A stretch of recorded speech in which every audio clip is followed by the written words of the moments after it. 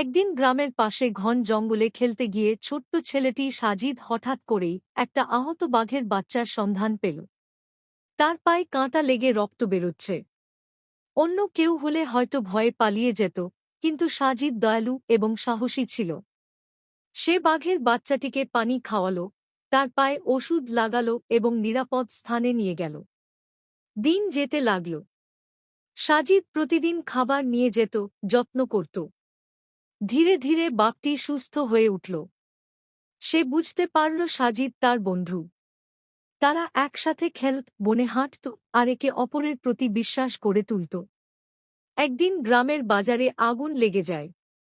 সবাই ভয়ে দৌড়াতে থাকে। সাজিদের পরিবার আটকে পড়ে আগুনের মধ্যে। ঠিক তখনই সেই বাঘটি এসে ঝাঁপ দিয়ে আগুনের মধ্যে ঢুকে সবাইকে একে একে উদ্ধার করে।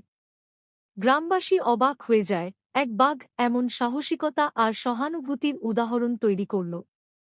সত্যিকারের বন্ধুত্ব ভয় বা ভিন্নতা দেখে গড়ে ওঠে না। দয়া, সাহস এবং সহানুভূতির মাধ্যমে মানুষের সঙ্গে পশুরও বন্ধুত্ব হতে পারে। যত্ন দিলে যে কেউ আপনার বন্ধু হতে পারে, হোক সে মানুষ কিংবা বাঘ।